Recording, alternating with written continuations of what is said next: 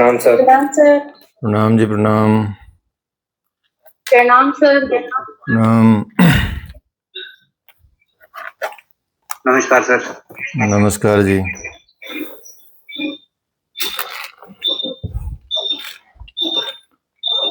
चलिए, हठ योग का आपका चल रहा है। प्रणाम जी, प्रणाम। सीधे बैठ जाएंगे। पहले ओम सहना तो मंत्र बोलेंगे सब साथ में। इनहेल। ओम सहना भवतु सहनो भुनक्तु सह वीर्यं कर्वावह तेजस्विनां वधीतमस्तु मा विद्विषावह। ओम शांति शांति शांति। Relax, gently open your eyes. Hatha Yoga Pradipika. अपना माइक ऑफ कर लेंगे सब लोग। अनिल जी, माइक ऑफ कर लीजिए।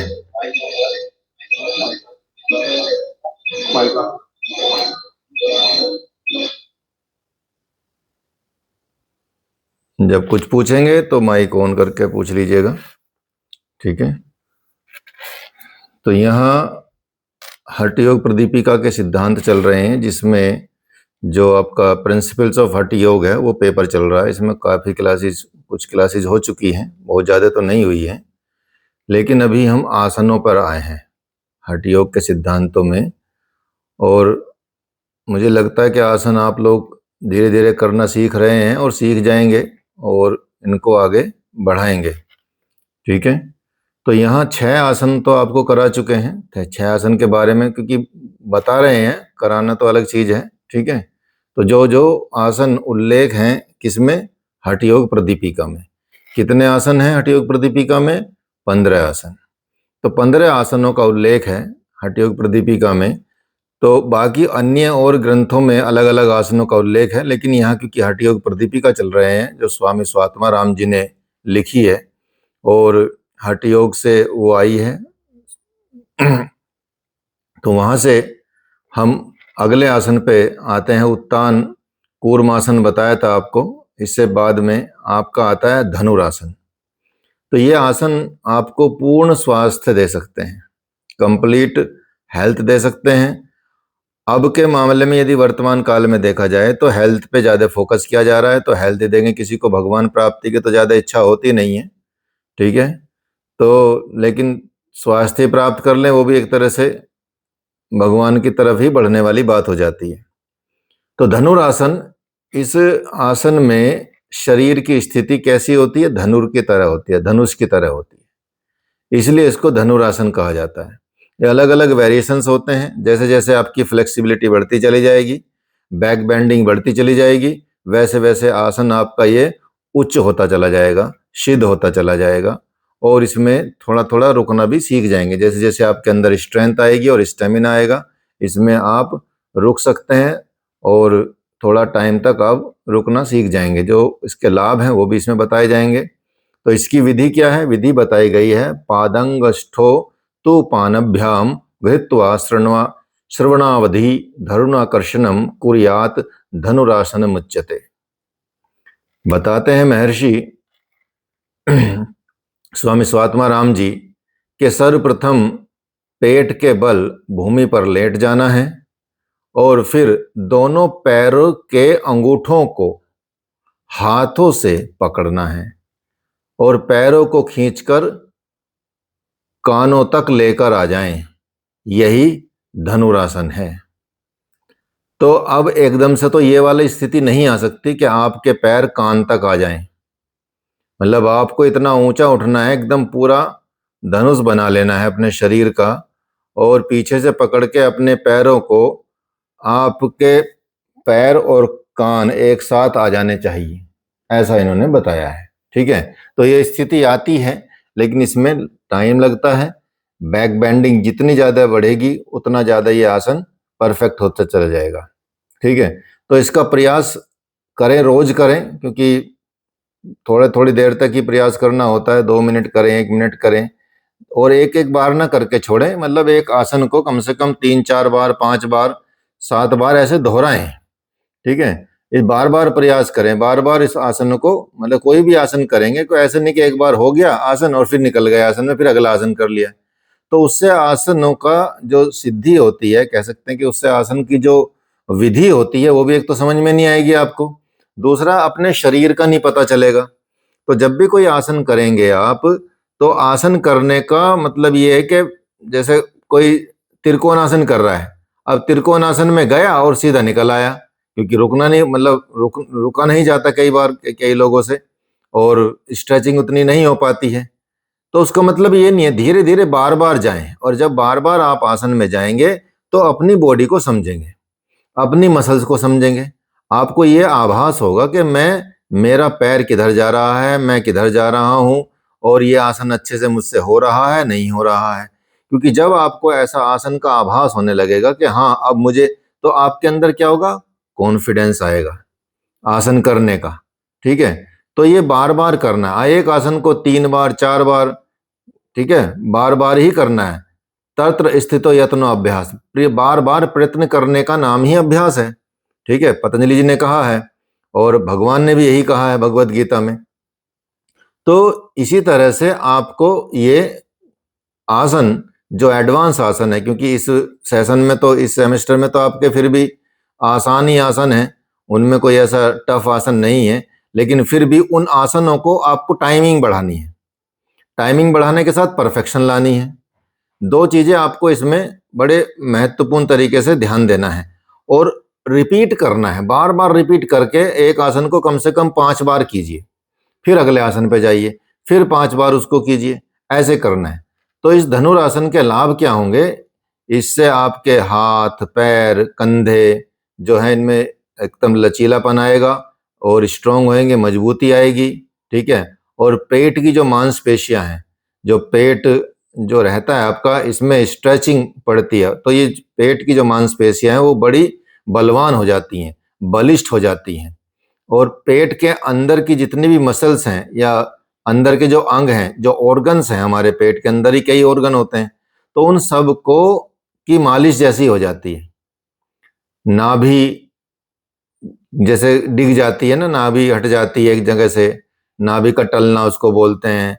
और जो स्पाइन के प्रॉब्लम्स होती हैं ज़्यादातर, ठीक है, कमर में दर्द की समस्या रहती है, और कई और समस्या साइटिका होगी, ठीक है, इस तरह की चीज़ें हो गई। तो लेकिन उन बीमारियों में इसको बड़े ध्यान से करना है, दूर वो भी होती हैं, लेकिन slowly slowly slowly slowly process से होती हैं। अचानक से आप एकदम से दूर करने लगे और ये करवा दें तो कमर ही तोड़ जाएगी। तो इसलिए इसमें बड़ी सावधानी से जो बैक बेंडिंग के आसन हैं, आप यदि स्टूडेंट को भी करा रहे हैं तो आपको उनकी बॉडी की फ्लेक्सिबिलिटी को देखते हुए बढ़ना है आगे, साथ में सपोर्ट दे के बढ़ना है, सपोर्ट जरूर देना है। ठीक है, इस तरह की चीजें, तो पेट की मांसपेशियां इसमें मजबूत होती हैं, पेट के जो अंदर के अंग हैं वो उनकी मालिश होती है, और नाभि का टलना और स्पाइन के रोग ये सब दूर होते हैं। और इसमें जो आपका जो चेस्ट है उसका भी विस्तार होता है, उसमें भी स्ट्रेंथ आती है, और फेफड़े वगैरह की जो स्ट्रेंथ है वो बढ़ जाती है। तो इस तरह की चीजें इसमें इस आसन के द्वारा होती हैं। ध्यान रहे कि कमर दर्द वाले, साइटिका वाले, स्लिप डिस्क वाले, जोड़ों में दर्द वाले ऐसे रोगियों को पहले थोड़ा थोड़ा ठीक करेंगे, उसके बाद ही इनका अभ्यास कर पाएंगे। ठीक है, तो इस आसन को आप अच्छे से सीखें, और किसी से सीखें और तब इसको करें। ठीक है, ऐसे नहीं देख के करना कि यूट्यूब में कहीं दिखाया और वो पूरा मुड़ गया और आप भी पूरे मुड़ गए। ठीक है, कई दिन हॉस्पिटल मिलते हैं, कई बार फिर जीवन भर नहीं कर पाते, तो उनकी उनकी नकल नहीं करनी है। ठीक है, कोई बताता है तो बताता तो है नहीं कि भाई मुझे 4 महीने लगे 5 महीने लगे, बस करके दिखा देते हैं और हम इम्प्रेस हो जाते हैं, वो पैसा कमाते हैं और तुम कमर का दर्द कमाते हो। ठीक है, तो वो गड़बड़ हो जाती है। तो इसलिए अपनी बॉडी को अपने से समझ के चलना है हर आसन में। अचानक से कोई 30 मार खां नहीं बनता है, ठीक है, लेकिन आप उससे भी एडवांस बन सकते हो, किसी में भी क्षमता होती है। धीरे धीरे प्रयास करेंगे और बढ़ते चले जाएंगे, संघर्ष करेंगे और स्ट्रेंथ लाएंगे, फ्लेक्सिबिलिटी लाएंगे। इसके बाद आता है मत्स्येंद्र आसन। अर्ध मत्स्येंद्र भी कहते हैं इसको, मत्स्येंद्र आसन कह लीजिए, अर्ध मत्स्येंद्र आसन कह लीजिए। किया भी है आपने, इसके भी 2-3 विधियां हैं, ठीक है। और इस आसन का नाम किसके नाम पर रखा गया है? मत्स्येंद्र नाथ जी के नाम पर। मत्स्येंद्र नाथ जी के नाम पर इस आसन का नाम मत्स्येंद्र आसन रखा गया है। तो इसमें जो बताया गया है, वामो रोमु लार्पित दक्ष पादम जानोर बहिर्वेष्टित वाम धाम प्रज्ञाम तिष्ठेत परिवर्तांग श्री मत्स्यनाथ मासन स्यात। बताया जाता है कि पहले दाएं पैर को मोड़कर, विधि आपको पता ही है, आपने किया है, पहले दाएं पैर को मोड़कर बाईं जंघा के मूल पर रखें। ये श्लोक का अर्थ बताते हैं इसमें हम, ठीक है, क्योंकि श्लोक में कई बार परिवर्तन मिलता है, ठीक, श्लोक और सच में करने में, क्योंकि वो योगियों ने जो किए आसन, उन्होंने वो आसन लिखे हैं, लेकिन हमको धीरे धीरे बढ़ने के लिए दूसरी तरीके से करना पड़ सकता है, ठीक है। इसलिए जो श्लोक में लिखे हुए जो विधि है वो थोड़ी अलग मिलती है। जैसे जल नीति की विधि है, वो श्लोक में जल नीति की विधि नहीं लिखी है, उस श्लोक में लिखी है अपना सूत्र नीति की विधि। तो इसलिए इसमें बदलाव आ जाता है कई चीजों में, इसलिए हमको समझ के ही करना है। तो यहाँ देखेंगे, अगर जो बिल्कुल फिट बैठता तो कोई दिक्कत नहीं, उसको करिए, और अगर फिट नहीं बैठता तो उसका एक्सप्लेनेशन दी गई है उसी शास्त्र में, चाहे वो गैरंड संहिता पढ़ें आप, चाहे आप हठ योग प्रदीपिका पढ़ें, उसमें एक्सप्लेन कर दिया गया नीचे की तरफ। तो ये तो जस्ट ऐसे ही आपको एक जनरल नॉलेज के तहत एक एग्जाम मतलब पेपर के हिसाब से बता रहे हैं। बाकी जब हठ योग प्रदीपिका यदि आप पढ़ेंगे या हम पढ़ाएंगे और गैरंड संहिता आप पढ़ेंगे या कभी हम पढ़ाएंगे, तो आपको पूर्ण विधि के साथ चीजें करनी होंगी। तो इसमें बताया है, सर्वप्रथम दाएं पैर को मोड़कर बाएं जंघा के मूल पर रखें और बाएं पैर को मोड़कर दाएं पैर के घुटने के बाहर रखते हुए विपरीत हाथ से बाएं पैर को पकड़ें और बाएं हाथ को पीछे घुमाकर पीठ पर रखें और बाएं ओर गर्दन और कमर मोड़कर पीछे की ओर देखें। यही मत्स्येंद्र आसन है, ठीक है। ये आपने किया भी है मत्स्येंद्र आसन। तो इसमें यही है कि इसमें आपको और कई इसके वर्जन हो सकते हैं, जैसे हाफ, इसको हाफ स्पाइनल ट्विस्ट भी कह सकते हैं। अंग्रेजी में तो नाम डिफरेंट हो जाता है। यहाँ मत्स्येंद्र आसन है, अर्ध मत्स्येंद्र आसन बताया गया इसमें, और उसमें बोल दिया हाफ स्पाइनल ट्विस्ट, ठीक है। तो इसलिए इंग्लिश में थोड़ा डिफरेंट हो जाता है ये आसनों के नाम, तो उस पर ज्यादा ध्यान नहीं देना है। तो यहाँ इसमें इस आसन में दूसरा आसन होता है कि आप अर्ध पद्मासन लगाएं, अर्ध पद्मासन के साथ इस आसन को करें, तो वो थोड़ा टफ है।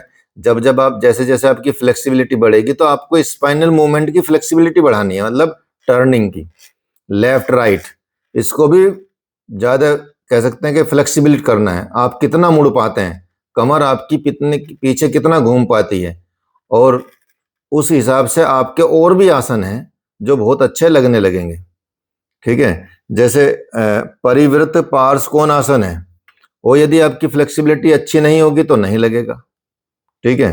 तो कैसी फ्लेक्सिबिलिटी? आपके स्पाइनल ट्विस्ट की फ्लेक्सिबिलिटी। या परिवृत जो रिवॉल्विंग ट्राइंगल है, परिवृत त्रिकोणासन है, उसमें भी थोड़ा ऐसा ही हो सकता है। तो इसलिए इन आसनों के लिए आपको फ्लेक्सिबिलिटी की आवश्यकता होती है। तो हठ योग प्रदीपी के अनुसार क्या है, मत्स्येंद्र आसन का नियमित अभ्यास करने से इसके लाभ बताए हैं कि इससे क्या होता है, जठराग्नि प्रदीप्त होती है, अर्थात किसी को भूख न लगती हो, किसी का भोजन न पचता हो, किसी के पेट में प्रॉब्लम रहती हो, कब्ज रहता हो, या ऐसी बहुत सारी चीजें रहती हों, ऐसे पेट के बहुत सारे रोगों को नाश करता है ये आसन, अकेला ये आसन। लेकिन ऐसे नाश नहीं करेगा, आप गए और 2 मिनट में 2 सेकंड में निकल के बाहर आ गए आसन से, कि मैं टच कर लिया, बस टच कर लिया, टच करते हो गया काम। टच करते काम नहीं हो गया, वहां रुकना है 1 मिनट, ठीक है, 30 सेकंड से शुरू करेंगे, 1 मिनट, 2 मिनट, 3 मिनट, 4 मिनट तक भी इसमें रुक सकते हैं। 5 मिनट तक बैठे रहिए, कोई दिक्कत नहीं है। तो 5 मिनट तक बैठे रहो, हो गया सिद्ध। ठीक है, काम हो गया। तो सारा 5 मिनट इधर से, 5 मिनट इधर से, ये बताया जाता है कि यदि इसी आसन को आप कर लें तो पूरा योग हो गया, समझो। तो यदि किसी को टाइम ना हो तो अर्ध मत्स्येंद्र आसन कर लें, बस 5-5 मिनट। 10 मिनट का तो टाइम होता ही है। ठीक है, 10 मिनट तो पता भी नहीं चलते कहाँ निकल गए। तो इसलिए आप यदि पेट के रोग ठीक करना चाहते हैं और पेट की जो जठराग्नि है, पाचन शक्ति है, उसको बहुत मजबूत करना चाहते हैं तो ये आसन बहुत उत्तम है। इसके अभ्यास से तो जो संत लोग होते थे, ऋषि होते थे, योगी होते थे, वो कुंडलिनी जागृत कर लेते थे। तो कुंडलिनी जागरण करने की शक्ति भी इसमें आ जाती है। और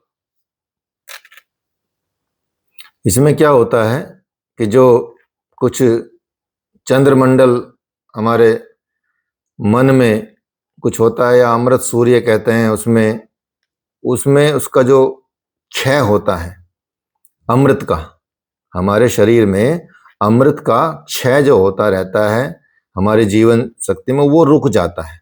अर्थात उसका बहाव सदुपयोग में आ जाता है, दुरुपयोग में नहीं आता। अर्थात वैसे ही बह रहा है तो बह रहा है, लेकिन इस आसन से वो रुक जाता है, उसका बहाव रुक जाता है और वो बहुत ज्यादा आपके अंदर शक्ति का संचार करता है।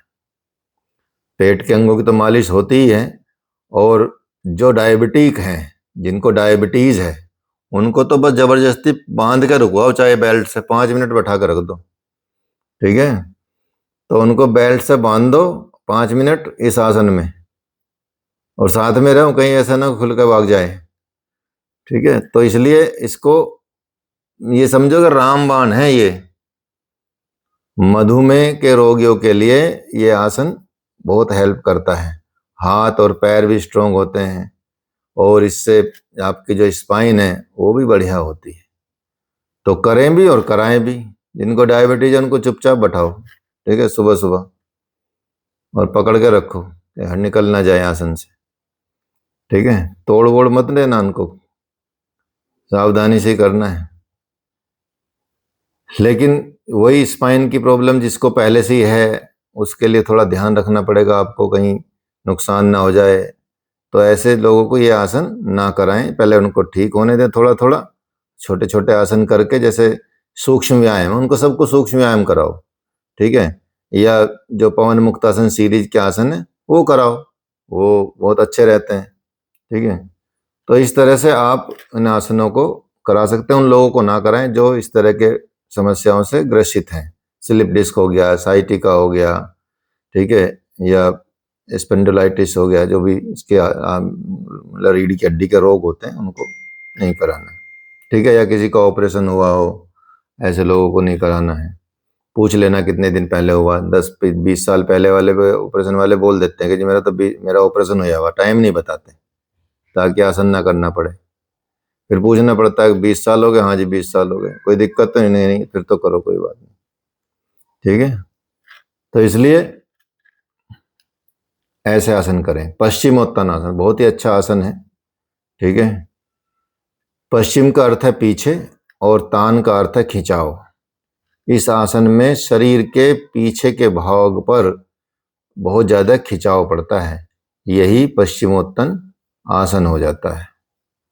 ठीक है, स्ट्रेच होता है पूरा का पूरा, स्ट्रेचिंग बढ़ती है इसमें। बैक स्ट्रेचिंग पोज कहते हैं इसको अंग्रेजी में। पश्चिमोत्तान आसन को बैक स्ट्रेचिंग पोज कहा जाता है। प्रसार्ये पादो भुवि दंड रूपो दोभ्याम पद ग्रह द्वितीयम गृहीत्वा जानु पर्यंत ललाट ललाट देशो वसे दिदि पश्चिमतान महो। ये बताया गया है कि इस आसन में सबसे पहले दोनों पैरों को फैलाकर दंडासन में बैठ जाएं, और आगे झुकते हुए दोनों हाथों से पैरों के अंगूठों को पकड़ लें, तथा अपने माथे को घुटनों से लगा लें, ये पश्चिमोत्तानासन होता है। ये पश्चिमोत्तानासन कहलाता है। समझ गए? तो सबसे पहले क्या करना है आपको, अब ये जो इसमें लिखा ना, जैसे घुटनों पर लगा लें, घुटनों पर तो आराम से लग जाएंगे, ठीक है, लेकिन आपको घुटनों से थोड़ा आगे जाना है, इतना खींचना है, क्योंकि हम्प नहीं बनना चाहिए बड़ा, ज्यादा बड़ा हम्प कमर में नहीं बनना चाहिए। वो ऐसा लगना चाहिए जैसे फ्लैट जा रही हो कमर, मतलब स्पाइन स्ट्रेट जैसा होना चाहिए, क्योंकि स्पाइन स्ट्रेट रखेंगे तो ज्यादा अच्छे से इसको कर सकते हैं। तो इस हठयोग प्रदीपिका के अनुसार यदि देखा जाए तो आसन को करने से क्या होता है, प्राण जो प्रवाह होता है वो हमारा सुषुम्ना नाड़ी में होना शुरू कर जाता है। प्राण का प्रवाह सुषुम्ना, इसमें सांस लेते रहना है। एक बार एक्सेल करके जाएंगे तो यदि ज्यादा लंबे टाइम तक रुके हुए हैं तो सांस इनहेल एक्सेल कर सकते हैं, और सांस को चेस्ट में भरने की कोशिश करें, पेट में नहीं। पेट में भरेंगे तो पेट फूलेगा तो शरीर ऊपर की तरफ उठ जाएगा। तो चेस्ट क्योंकि इतना ज्यादा नहीं होगा, उस साइड में फैल सकता है लंग्स में, उसमें इतना ज्यादा नहीं होता, लेकिन पेट की वजह से आपका आसन ढीला पड़ सकता है। तो पेट में ना भर के हवा चेस्ट में भरनी चाहिए अगर सांस ले रहे हैं तो। बाकी एक सांस के लिए रुकना है तो एक सांस रुक सकते हैं, ठीक है। और इससे इससे भी पेट की जो शक्ति है वो बढ़ती है और जठराग्नि प्रदीप्त होती है। पेट का सिस्टम ठीक होता है, डायबिटीज के लिए भी बहुत अच्छा है, ठीक है। और इससे फैट भी कम होता है। आपको खुद ही लगेगा कि भाई हाँ अब मेरा पेट कम होने लगा है, तो ये आसन लगने लगा है, ये समझ लीजिए। समझो, ये आसन लगने का मतलब है यदि आपका माथा आपकी शिन घुटने से आगे वाले पार्ट पे टिक गया तो समझो आपका फैट कम हो रहा है धीरे धीरे, और फ्लेक्सिबिलिटी बढ़ रही है। तो जैसे यहाँ आपको सिखाया भी था, पूरा स्ट्रेच करते हुए, पेट को टच करते हुए अपनी जांघ से, तब आगे बढ़ना है। ऐसे नहीं अचानक से झुके और सिर लगाने की कोशिश करें, तो वो हम बन जाएगा और आसन लगेगा नहीं। तो इस तरह से यदि आप करेंगे तो इस तरह की चीजें होंगी, और शरीर के बहुत सारे रोग इससे मतलब खत्म होते हैं, समाप्त होते हैं। लेकिन शर्त यही है कि ऐसा नहीं कि वहां टच होके आ गए, रुकिए, 30 सेकंड, 40 सेकंड, 50 सेकंड, 1 मिनट तक रुके रहिए, वहीं रुकिए, ठीक है। और इससे जो आपकी जो हैमस्ट्रिंग है वो भी फ्लेक्सिबल हो जाती है और आपकी थाइज भी मजबूत होती है, ठीक है। आगे झुकने वाले आसन ज्यादातर जो कमर दर्द वाले हैं उनको कम कराने हैं, उनको नहीं कराने हैं। पहले उनका कमर दर्द खत्म कीजिए, फिर आसन कराइए। स्लिप डिस्क, साइटिका, ये सब इनकी समस्या ये रहती है, ठीक है।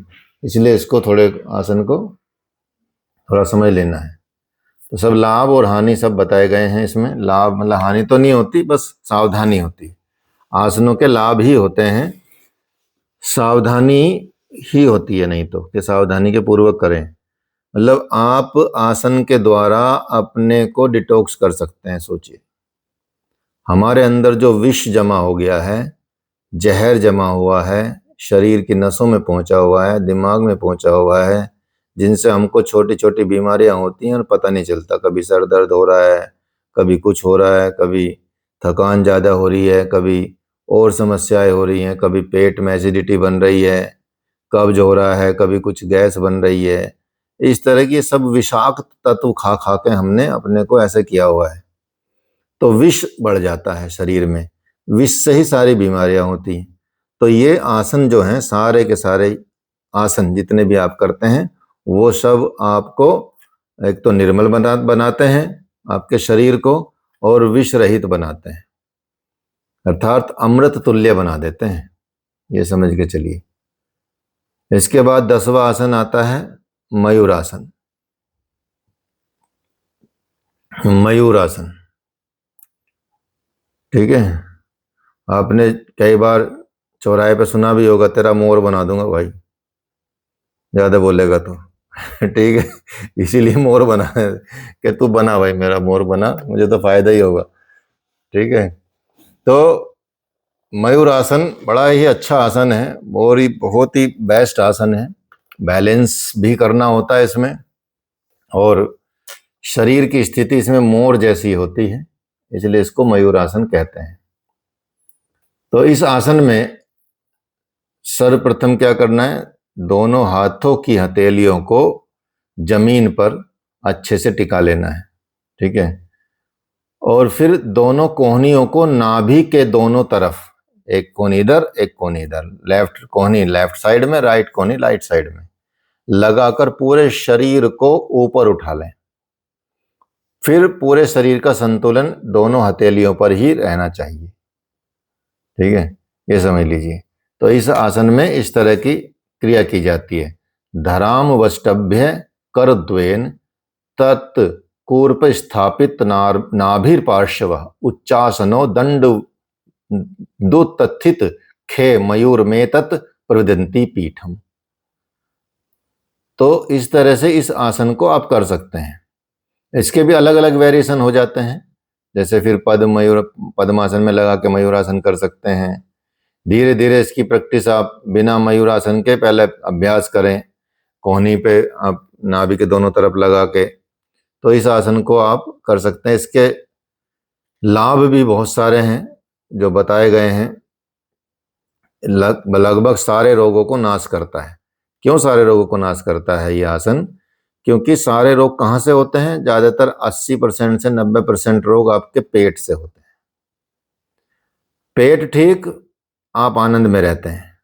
पेट ठीक नहीं तो आप परेशान रहते हैं, आपका मन भी काम नहीं करता, आपका शरीर भी काम नहीं करता, आप शिथिल पड़े रहते हैं, उच्चाटन सा रहता है, ना आपका काम करने में मन लगेगा, ना पढ़ने में मन लगेगा, ना कुछ काम करने में, कुछ भी मन नहीं करता, अर्थात मन भी दुखी हो जाता है बीमारी की वजह से, ठीक है। तो कहाँ से मन प्रसन्न होगा? चाहे आपको कुछ भी खिला दें, यहाँ तक कि अगर पेट खराब है, आपको आपकी दुनिया की सबसे फेवरेट चीज जो आप चाहते हैं कि भाई हमको ये स्वर्ग में मिलनी चाहिए और वहां ला के दे दें, तब भी आप पेट खराब में वो खाने का मतलब मन नहीं होगा आपका, ठीक है। तो इसलिए पेट के सारे रोग ठीक करने की शक्ति होती है इस मयूरासन में, सोचिए, ठीक है। इससे आपके पेट के सारे रोग, और जो आपके डायबिटीज हो गई, पैनक्रियाज हो गई, ठीक है, और जैसे गोल ब्लेडर की पथरी भी इससे निकलती है। जो भी ऐसे दबाव वाले आसन होते हैं, एक्सरसाइज वाले आसन, तो वो पथरी, एक्चुअली गोल ब्लेडर में कोई ऐसा छेद तो होता नहीं है कि वो निकले, ठीक है, वो तो उसका तो रस बनना चाहिए, रस बन के ही बाहर निकलता है, ठीक है। नहीं तो उसमें जो ज्यादा इकट्ठी हो जाएंगे तो फिर वही निकाल लेनी पड़ती है। तो इसलिए ऐसे आसन जो पेट के आसन है, वो पेट को फ्लेक्सिबल बनाते हैं, और पेट के जमा जो तत्व हैं, जो विष तत्व है, विष है, पथरी भी तक विष तरह की चीज मान के चलिए उसको, ठीक है, इकट्ठी हो जाती है, डिपॉजिट हो जाती है, किडनी में हो जाती है, लीवर तक में हो जाती है, सोचो पथरी लीवर तक में पाई जाती है, ठीक है। और पथरी क्यों बोलते हैं? क्योंकि वो कुछ भी कहीं भी कोई भी डिपॉजिट हो जाए, कोई चीज कैल्शियम डिपॉजिट हो जाए या कोई ऐसा जो और पत्थर जैसा बन जाए, वो हार्ड बन जाए, तो पथरी हो गई। वो तो किसी भी अंग में हो सकती है, ठीक है। इसलिए उसको मेल्ट करना होता है, इसलिए हमको वो आसन इसमें कर लेने चाहिए जो मेल्ट को हटा दे, मेल्ट कर दे उसको, ठीक है। तो इसलिए जो ये आपका मयूर आसन है, बड़ा ही लाभकारी होता है।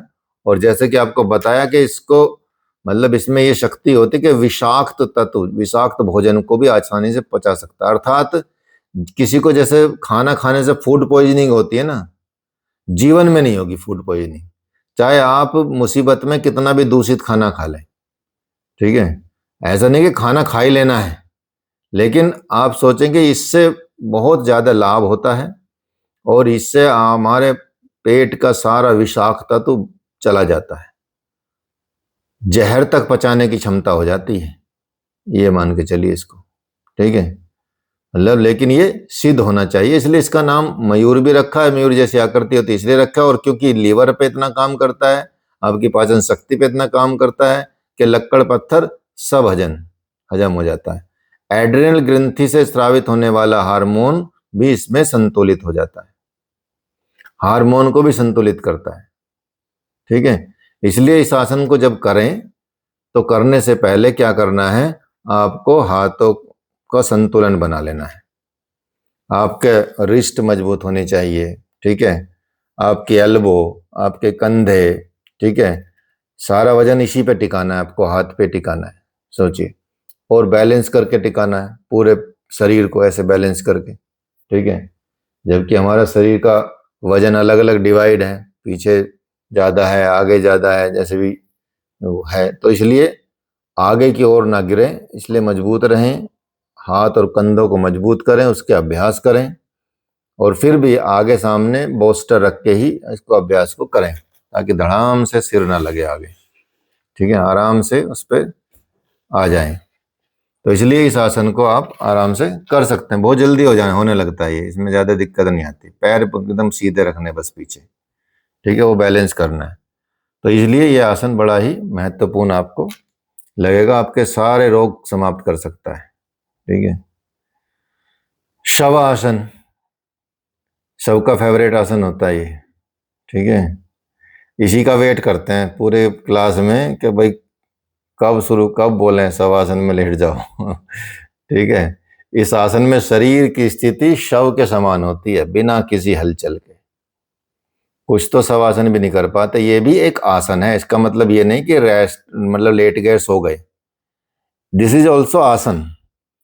अब इस आसन में क्योंकि शव की तरह पर शव कभी हिलता डुलता नहीं है, आप सोचिए, अगर कोई शव पड़ा है तो वो हिलता डुलता नहीं है, बस अंतर ही ये रहता है कि तुम्हारी सांस चलती है, उसकी सांस नहीं चलती, ठीक है, इतना ही डिफरेंस रखना, अर्थात उसी तरह से पड़े रहना है, इतना रिलैक्स हो जाना है इसी स्थिति में। ऐसा नहीं कि कहीं इधर उधर हो रहे हैं, कभी मुंह चेंज कर रहे हैं, कभी हाथ चेंज कर रहे हैं, कभी पैर खुजा रहे हैं, कभी पैर चेंज कर रहे हैं, वो स्थिति नहीं होनी चाहिए। अर्थात शरीर को एकदम एकदम स्थिर रूप से कर लेना है। उत्तान शववद भूमो शयनम तच्छ वासनम शवासनम श्रांतिहरम चिंत विश्रांति कारकम। पीठ के बल भूमि पर बिना शरीर को हिलाए डुलाए लेट जाएं, यही शवासन है। इस आसन के लाभ क्या होंगे? एक तो सबसे पहले तो शारीरिक जो थकान होती है आपको, वो खत्म हो जाती है। आप चाहे 2 घंटे आप आसन कर लें, 2 घंटे आप खूब पसीना बहा लें और 10 मिनट शवासन में लेट जाएं, तो आपको लगेगा नहीं कि आपने 2 घंटे आसन किए। आपका एकदम पूरी बॉडी रिलैक्स हो जाती है। बॉडी के साथ साथ आपका जो मानसिक थकान होती है वो भी मिट जाती है। लेकिन यदि इंटरेस्ट रहेगा आपको आसन करने का और बोझ नहीं लगेंगे आपके आसन आप पर, तो फिर आपको मानसिक थकान होगी, नहीं तो मानसिक थकान नहीं होगी। फिर भी यदि किसी को होती है, बाहर जाते हैं, ऐसा नहीं कि आसन के बाद ही करना है ये आसन, ऐसा नहीं है। आप घर से बाहर से कहीं से आए, लेट जाएं 10 मिनट, बिल्कुल फोन वोन रख के अलमारी में ताला लगा के, ठीक है, कोई देखे भी ना और कोई मतलब आवाज भी ना आए आपको फोन की, ऐसा करके रखें, यस, ठीक है, तो फोन का ध्यान ही नहीं आए, बस ऐसे एकदम एकांत में बोलो कि मुझे कहीं जाना है, अभी दो कोई डिस्टर्ब ना करे, चुपचाप 10 मिनट लेट जाएं शवासन में, गहरी लंबी सांस लेके आप देखेंगे आपको बाहर से आने के बाद भी आपको थकान सारी गायब, मानसिक थकान भी और शारीरिक थकान भी, ठीक है। किसी को हाई बीपी की प्रॉब्लम है, उसको लिटा कर रखो 10-10 मिनट, ठीक है, बिल्कुल चैन से, बिल्कुल हिले डुले ना, ठीक है, ये अभ्यास कराओ, क्योंकि शवासन भी कोई आसान आसन नहीं है यदि आसन के हिसाब से सोचा जाए तो, ठीक है। जिनको नींद नहीं आती उनको भी बहुत लाभ होता है इसमें, ठीक है, मानसिक रोगियों को तो होता ही होता है, बहुत मन शांत हो जाता है और रिलैक्स हो जाता है कंप्लीटली इंसान। बाकी विधियां जो आपको बता रखी हैं उन्हीं विधियों के अनुसार करें, ठीक है, करते ही हैं हर मतलब आसनों के बाद तो करना ही है, लेकिन बिना आसन के भी आप जब भी आपको ऐसा लगे मैं थकान हो रही है तो कंप्लीट थकान मिट जाती है 10 मिनट के अंदर ही, आपको फिर कोई दिक्कत नहीं होती। जो जिनका बीपी लो रहता है वो बहुत देर तक ना करे इस आसन को, मतलब आधे घंटे तक ना लेटा रहे, ठीक है, तो कम करे, 10 मिनट करे, या जो भी जैसा भी सुविधा लगे उनके शरीर के हिसाब से उस हिसाब से करें, ठीक है। और या फिर कोई करा रहे हों उनके अनुसार करें, योग गुरु के अनुसार करें, तो ये आसन भी बड़ा लाभकारी होता है। तो ये सारे आसन जो बता रखे हैं ये हठ योग प्रदीपिका के ही आसन हैं जिनको आप समझ रहे हैं, ठीक है। तो यहाँ आप देखेंगे इसके बाद आता है सिद्धासन। सिद्धासन भी आप लोगों ने किया ही है। इस आसन के नाम से पता चलता है कि ये सभी सिद्धियों को प्रदान करने वाला है, इसलिए इस आसन को सिद्धासन कहते हैं। पहली विधि बताइए इसमें, योनि स्थान कमंक गृमूल घटितम कृत्वा दृढ़ विन्यसेत मेढ्रे पाद में एकथ में हृदय कृत्वा हनु सुस्थिरम स्थानु संयमितेन्द्रिय चल अचला दिशा पश्येद पूर्वानंतरम ह्रोंत मोक्ष कपाट भेद जनकम सिद्धासनम प्रोच्यते। और इसमें क्या है, दंडासन में बैठें, बाएं पैर को मोड़कर उसकी एड़ी को सीवनी नाड़ी में लगाएं। सीवनी नाड़ी जो मूलाधार पे होती है, उस नाड़ी में, जहां आप कह सकते हैं कि पेरिनियम, जिस पार्ट को पेरिनियम बोलते हैं वहां पे सीवनी नाड़ी होती है, वहां उस सीवनी नाड़ी में लगाएं और दूसरे पैर की एड़ी को शिश्न के ऊपर रखें। अपनी ठुड्डी को छाती पर लगाएं अर्थात कुंभक जालंधर बंद लगाएं और अपनी दृष्टि के दोनों भौं के मध्य लगाते हुए इंद्रियों को संयमित कर निश्चल बैठें। यही सिद्धासन है, ठीक है। अर्थात इसमें आपको सांभवी मुद्रा भी लगानी है, इसमें आपको जालंधर बंद भी लगाना है, और इसमें आप जैसे बैठने की विधि बताई है वो उस तरह से इसमें बैठना है, ठीक है। तो बंद लगाएं, चाहे इसमें आप और बंद भी लगा सकते हैं, महाबंद का प्रयोग कर सकते हैं, क्योंकि महाबंद और हेल्प करेगा इसमें, क्योंकि वहाँ दबाव पड़ रहा है मूलाधार चक्र पे और मूलाधार जगह पे, तो इसलिए इसको और अच्छे से कर सकते हैं। तो इसकी दूसरी विधि भी बताई गई है कि मेढ्रा दुपरि विन्यस्य सव्यम गुल्फ तथोपरि गुल्फांतरम च निक्षिप्य सिद्धासनमिदं भवेत। कि हट, इसमें सिद्धासन की दो विधियां हैं। दूसरी विधि के अनुसार पहले क्या है, दूसरी विधि में क्या है, दंडासन में बैठें, उसके बाद बाएं पैर को मोड़कर उसकी एड़ी को शिशिन के ऊपर रखें और दाएं पैर को मोड़कर उसकी एड़ी को बाएं पैर की एड़ी के ठीक ऊपर रखें।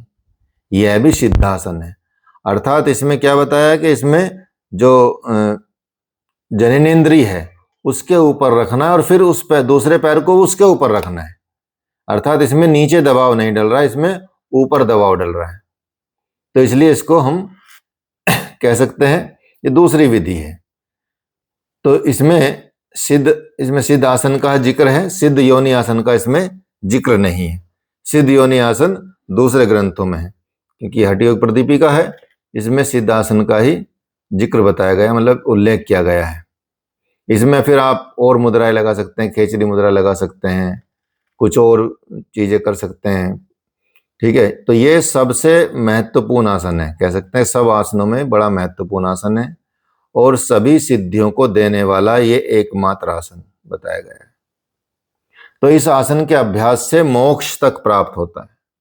साधक का मन जो है वो विषय वासनाओं से विरक्त हो जाता है, अर्थात प्रत्याहार के अभ्यास में ये बड़ा लाभ करता है। प्रत्याहार की प्राप्ति करने में, इंद्रियों को संयमित करने में ये बड़ा लाभकारी आसन है। प्राण का प्रवाह इसमें ऊर्ध्वगामी होता है और शरीर में जितनी भी नाड़ियां हैं, कितनी नाड़ियां हैं शरीर में, कितनी नाड़ियां हैं? 72,000। 72,000। हाँ, मिनिमम 72,000 तो हैं ही, ठीक है। उनका सबका शोधन भी होता है, अर्थात नाड़ी शुद्धि का भी ये काम करता है। और जो अवस्थाएं हैं समाधि की, चाहे वो निष्पत्ति अवस्था हो, मतलब निष्पत्ति तो एकदम लास्ट तक की तरफ बढ़ने वाली अवस्था है, शुरू की भी अवस्था यदि होंगी तो उस अवस्था में भी ये समाधि बड़ा, ये आसन बड़ा लाभ करता है और समाधि की अवस्था प्राप्त होती है। इसके अभ्यास से अपने आप ही, जैसे बताया ना तीनों बंद महामूल महाबंद भी लगा सकते हैं, तो अपने आप महाबंद जैसी स्थिति हो जाती है। नीचे मूलाधार पे प्रेशर पड़ता है तो वो ऊपर की तरफ हो जाता है, मतलब वहां लोक लग जाता है। और यदि आप कुंभक करके बाहरी कुंभक करके कर रहे हैं तो वो उद्यान बंद भी लग जाता है, और फिर जालंधर बंद तो लगता ही लगता है, तो तीनों बंद भी लग जाते हैं। तो इसके महत्व को और भी बहुत ज्यादा स्वामी स्वात्माराम जी बताते हैं कि जैसे केवल कुंभक के समय कोई कुंभक नहीं, खेचरी मुद्रा के समान कोई मुद्रा नहीं, और नाद के समान कोई लय नहीं, उसी प्रकार सिद्धासन के समय सिद्धासन के समान कोई दूसरा आसन नहीं।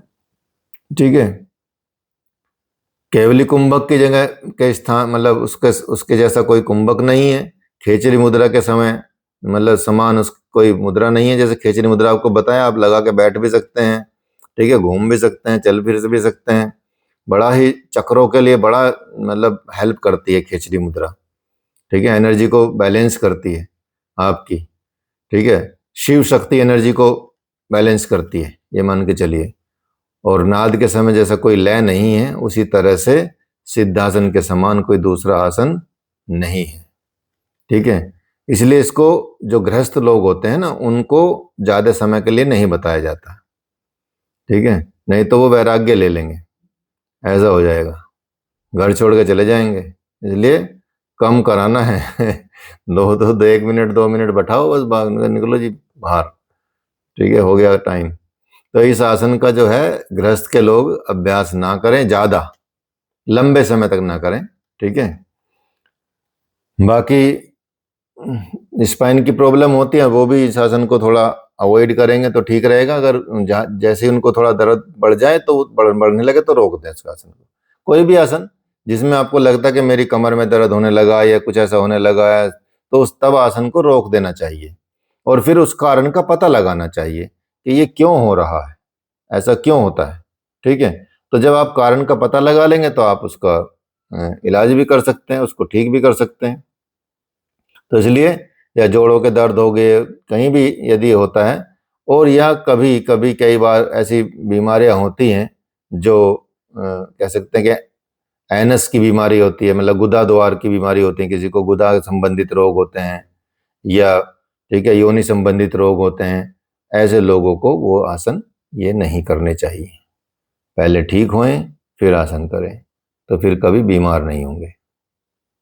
ठीक है, तो ये है, अगर पहले से ही जागरूक इतने हो जाएं तो आपको बीमारी नहीं होगी। आप देखेंगे मतलब लाभ होने लगता है, आपके अंदर अलग सी एक शक्ति आ जाती है, अलग सी स्ट्रेंथ आती है, अलग सा भाव बदल जाता है चीजों का जब आप करते हैं। तो फिर आता है पद्मासन, 13वां आसन है पद्मासन।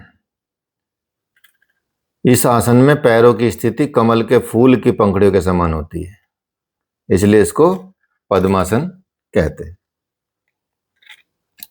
इसकी भी अलग अलग विधि है, बद्ध पद्मासन भी है इसमें और पद्मासन भी है। ठीक है, और मतलब दूसरे जो गैरेंट संहिता में तो बद्ध पद्मासन ही बताया, उसमें तो पद्मासन भी नहीं लिखा, तो लिखा पद्मासन है लेकिन विधि बद्ध पद्मासन की बताई गई है।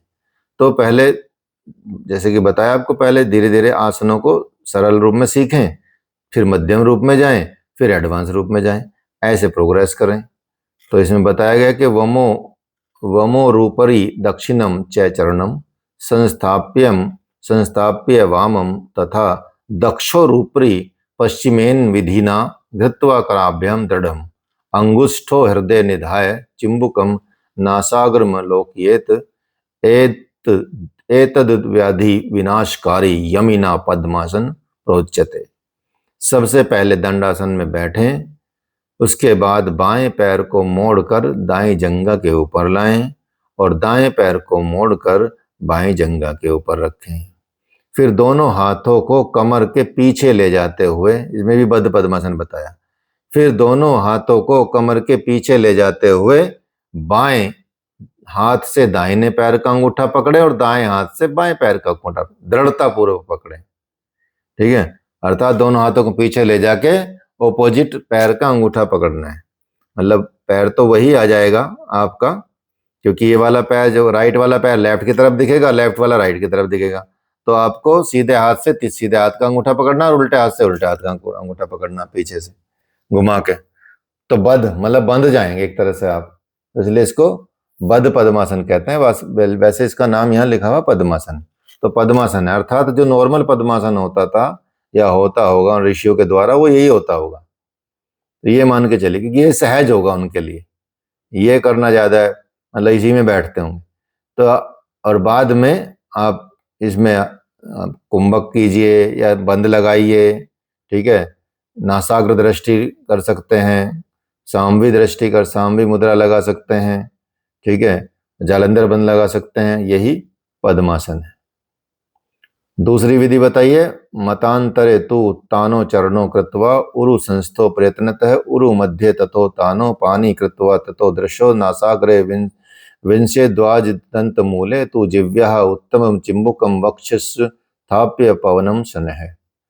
बताया गया है कि पहले दंडासन में बैठें, बाएं पैर को मोड़कर दाहिनी जांघ के ऊपर रखें, दाएं पैर को मोड़कर बाएं जांघ के ऊपर रखें, ठुड्डी को हृदय प्रदेश में लगाएं अर्थात जालंधर बंद लगाएं, और ब्रह्मजल्ली जो मुद्रा है ये वाली, ऐसे जैसे ध्यान वाली मुद्रा बता रहे थे, ठीक है, वो मुद्रा लगाएं और धीरे धीरे श्वास को लें और नासाग्र दृष्टि पर रखते हुए जीभ को तालू के आगे भाग में लगाएं अर्थात खेचरी लगाएं। तो इस तरह से मुद्राओं का अभ्यास कर सकते हैं। तो पद्मासन क्योंकि एक ध्यान का आसन है और ये भी सारे रोगों को दूर करने वाली बात बताई गई है इसमें भी, क्योंकि यदि आसन लगाएंगे लंबे समय तक तो वैसे ही दूर हो जाती हैं सारी बीमारियां, और तभी आप बैठ पाते हैं जब आप बीमारी भी दूर हो जाती है।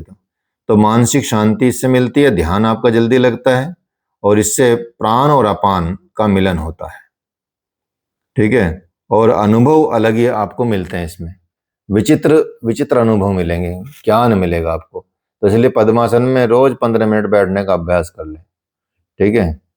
तो धीरे धीरे बढ़ाएं, मतलब रोज बैठना ही है, ठीक है। क्योंकि फिर आपका ऐसा हो जाएगा कि आपको हाथ लगा के अपना पद्मासन लगाने की जरूरत नहीं पड़ेगी। अब तो हम हाथ से पैर उठा के रखते हैं करते हैं, तो इसमें आपका सहज हो जाएगा, ठीक है। जैसे शीर्षासन में आपको लगा के बताया था, अपने आप ही लग गया, ठीक है। तो इस तरह से आपका अभ्यास ऐसे हो जाएगा ये आसन का। तो इसलिए इस आसन को रोज रोज अभ्यास करेंगे तो पद्मासन आपका अच्छे से लगने लगेगा, फ्लेक्सिबिलिटी बढ़ जाएगी। थोड़ा सूक्ष्म व्यायाम करेंगे उससे पहले, तब पद्मासन लगाएंगे। तो इस तरह से आप पद्मासन को कर सकते हैं। इसके बाद आता है सिंहासन।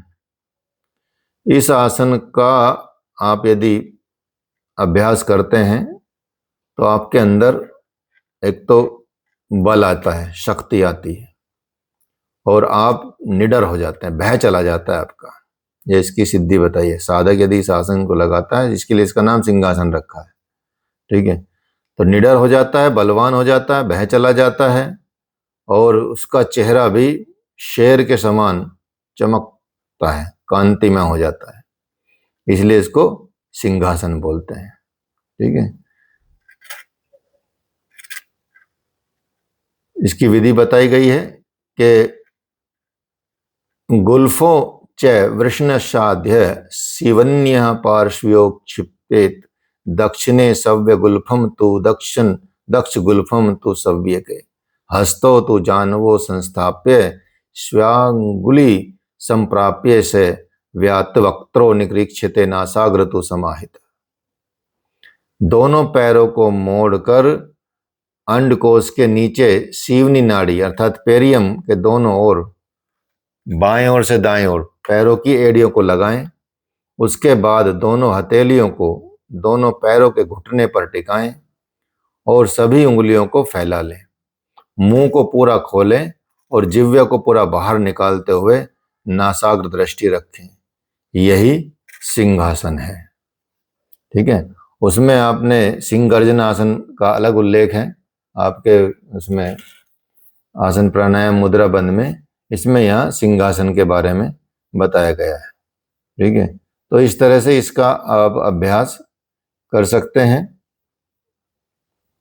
आसान ही है, ज़्यादा टफ नहीं है ये, फिर भी जो इसकी विधि है उसी के अनुसार आपको ये आसन करना है। सिंहासन।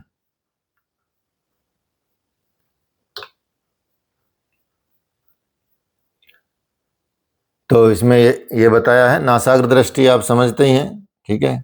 यहाँ नाक के यहाँ पे इसको रखना नासाग्र दृष्टि बोलते हैं। कुछ विद्वान इसको यहाँ को भी नासाग्र दृष्टि बोलते हैं, लेकिन साम्य मुद्रा में यहाँ बताया गया। यहाँ दोनों आंखों से यहाँ की तरफ देखेंगे आज्ञा चक्र पे, तो वो आपकी बन जाएगी सांभवी, और यहाँ बनेगी नासाग्र, ठीक है। इसको आप ऐसे मान सकते हैं कि ये जो आपका है, ये जो जगह है, ये आंखों के सबसे नजदीक दिखने वाली जगह है आपकी, सबसे नजदीक, और ये जो जगह है ये सबसे दूर है आपके, मतलब इसकी डिस्टेंस सबसे दूर है। ये दिखेगा ही नहीं आपको, बहुत दूर दिखेगा, ठीक है, यहाँ से, ठीक है। ऐसा ही सबसे दूर मानी जाती है, सबसे नजदीक मानी जाती है। तो नासाग्र दृष्टि का मतलब ये होता है। इसलिए इस आसन को भी बड़ा श्रेष्ठ बताया गया है, और तीनों बंद भी इसमें आप लगा सकते हैं। थायराइड, पैराथायराइड की क्रिया जो वो होती है ग्लैंड्स, उनको भी ये बहुत अच्छे से ठीक करती है, हेल्प करती है उसको एक्टिवेट करने के लिए। और जो आपकी मांसपेशियां हैं चेहरे की, फेस की, उसके लिए बहुत अच्छा रहता है, और इससे आपकी थाइज भी मजबूत होती है।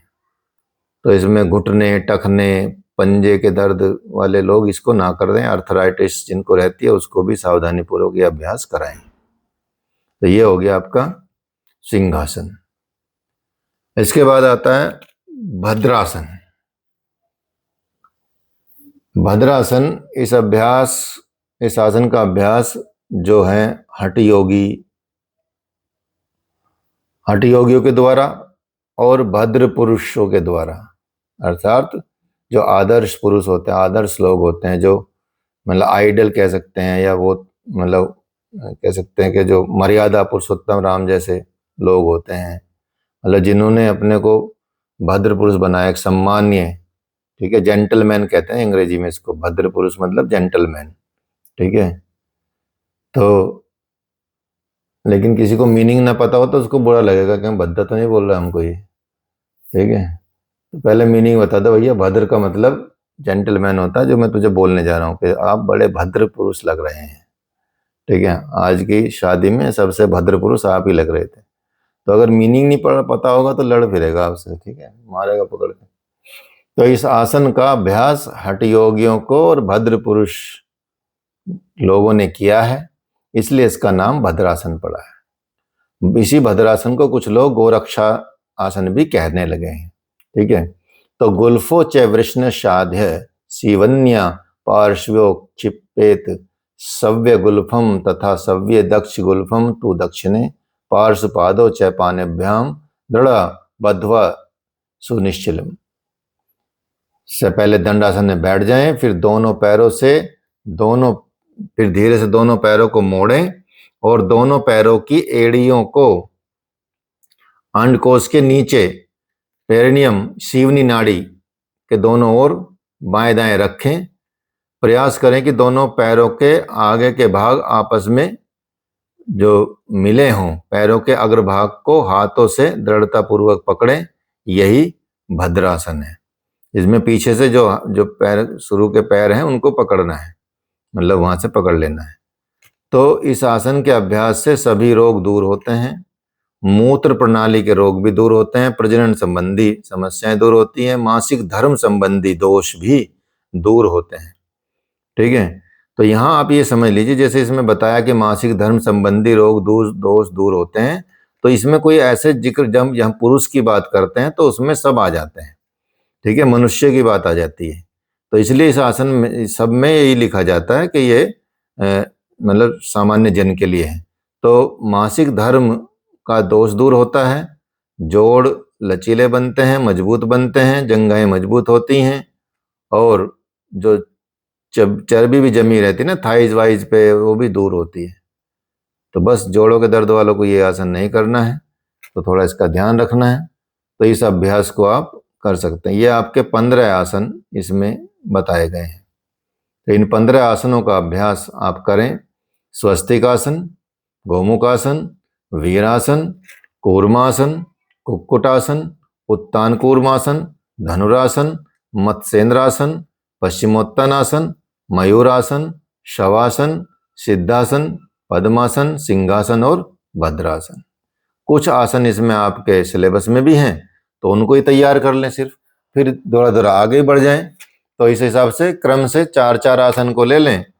4-4 कुछ तो टफ आसन है बहुत इसमें, तो वो तो थोड़ा सा फ्लेक्सिबिलिटी बढ़ने पे होंगे, ठीक है।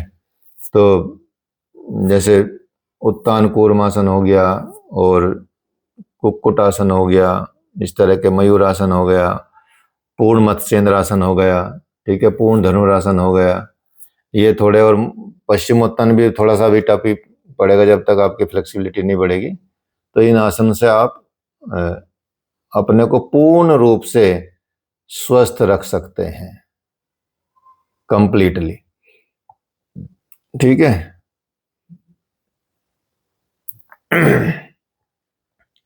तो ये आप क्वेश्चन लिखेंगे, प्रश्न लिखेंगे जो आपको करना है।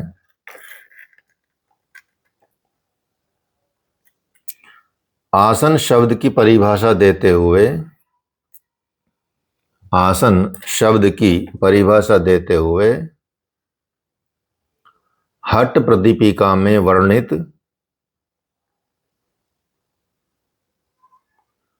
किन्हीं 5 आसनों की विधि, लाभ और सावधानियों का वर्णन कीजिए। किन्हीं 5 आसनों की विधि, लाभ और सावधानियों का वर्णन कीजिए।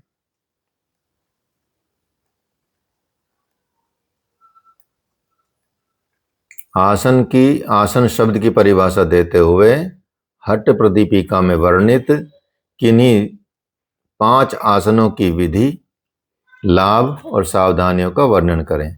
एग्जाम में जरूरी नहीं कि 5 ही आएंगे, एग्जाम में 2 भी आ सकते हैं, 3 भी आ सकते हैं, 4 भी आ सकते हैं, 5 से ज्यादा नहीं आएंगे। करने आपको 15 के 15 हैं, ठीक है। 5 तो इसलिए या 4 तो इसलिए कि चलो 15 में से 4 तो याद रहे, 3 तो याद रहे, 6 तो याद रहे, ऐसे। तो इसलिए करने आपको सारे ही हैं, कौन से आसन अच्छे से याद हो जाएं आपके, वो अलग बात है। दूसरा प्रश्न लिख लेंगे एक और। हठ प्रदीपिका में वर्णित मेरुदंड को प्रमुख रूप से, हठ प्रदीपिका में वर्णित मेरुदंड को प्रमुख रूप से प्रभावित करने वाले किन्हीं 2 आसनों का विस्तार से वर्णन करें। अब इसमें सिर्फ वही आसन बताने जो मेरुदंड पे इफेक्ट डालते हैं, ठीक है, उन पे, मतलब स्पाइन पे काम करने वाले, ठीक है। जैसे अर्धमत्स्येंद्र आसन हो गया, वो ट्विस्टिंग पे काम करता है, स्पाइनल ट्विस्ट हो गया। पश्चिमोत्तान भी करता है, धनुरासन भी करता है, ठीक है, सभी ये स्पाइन पे प्रभावित करने वाले क्या है? हठ प्रदीपिका में वर्णित मेरुदंड को प्रमुख रूप से प्रभावित करने वाले किन्हीं 2 आसनों का विस्तार से वर्णन कीजिए। विस्तार से वर्णन करना है, खुद करने सीखने भी और विस्तार से वर्णन भी करना है।